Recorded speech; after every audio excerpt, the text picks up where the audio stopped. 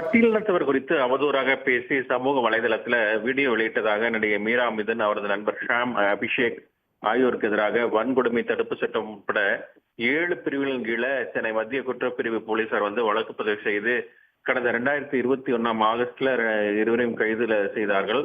பின்னர் இருவரும் ஜாமீனில் விடுவிக்கப்பட்ட நிலையில தான் வழக்கு விசாரணைக்காக மீரா மிதுனுக்கு எதிராக 2022 ஆகஸ்ட் மாதம் பிடிவாரண்ட் பிறப்பிக்கப்பட்டது.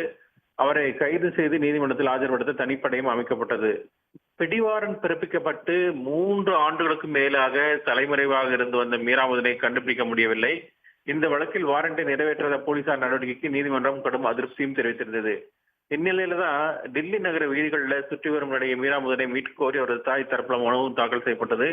இந்த மனு முதன்மை அமர்வு நீதிபதி எஸ் கார்த்திகேயன் முன் விசாரணைக்கு வந்தபோது காவல்துறை தரப்புல நீதிமன்ற உத்தரவின்படி சென்னை மாவட்ட சட்டப்பணிகள் ஆணைக்குழு மூலம் டில்லியில் உள்ள இந்த சட்டப்பணிகள் ஆணைக்குழுவின் தகவல் தெரிவிக்கப்பட்டதாகவும், டெல்லி போலீசாரால் பிடிக்கப்பட்ட மீரா மிதுன் அங்குள்ள அரசு காப்பகத்தில் வைக்கப்பட்டுள்ளதாக தெரிவிக்கப்பட்டது. இதை பதிவு செய்து கொண்ட நீதிபதி டில்லி காப்பகத்தில் உள்ள மீரா மிதுனை கைது செய்து ஆகஸ்ட் 11 நேரில் ஆஜர்படுத்தும்படி சென்னை மத்திய குற்றப்பிரிவு போலீசாருக்கு உத்தரவிட்டு விசாரணையை ஒத்திவைத்திருக்கிறார்.